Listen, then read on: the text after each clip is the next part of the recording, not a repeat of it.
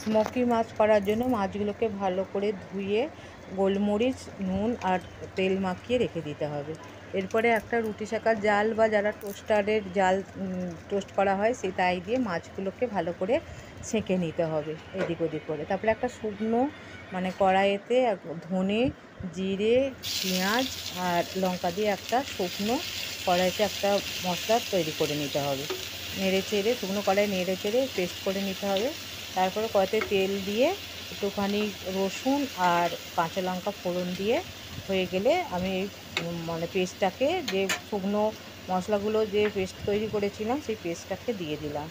দিয়ে একটু নাড়াচাড়া করার পর একটু টক দই ফেটিয়ে আমি ওই মশলাটাতে দিয়ে দিলাম। দিয়ে একটু ভালো করে নাড়াচাড়া করতে হবে। তারপরে ওতে দেব নুন, হলুদ, লঙ্কা দিয়ে ভালো করে তেল ছাড়া পর্যন্ত আমি অপেক্ষা করব, ভালো করে নাড়াচাড়া করে। মশলাটা তেল ছাড়া হয়ে গেলে আমি এতে জল দিয়ে দেবো। জল দিয়ে আরও ভালো করে একটুখানি কষিয়ে নেবো। ভালো করে কষিয়ে নেওয়ার পর আবার একটু জল দিয়ে তারপরে আস্তে আস্তে আমি মাছের পিসগুলোকে দিয়ে দেবো এবং বেশ কিছুক্ষণ আমি ফুটতে দেবো।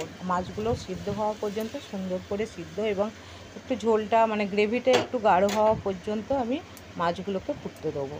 তো এবার মাছগুলোকে ঝোলটা ফুটে গেছে, এবার আমি মাছগুলোকে দিয়ে দেবো। সব মাছগুলো দিয়ে একটুখানি ঢাকা দিয়ে রাখবো। তারপরে আবার ঢাকাটা খুলে মাছগুলোকে একটু উল্টে নিয়ে অন্য পিঠটা দিয়ে আবার ভালো করে আরেকবার ফুটিয়ে নেব।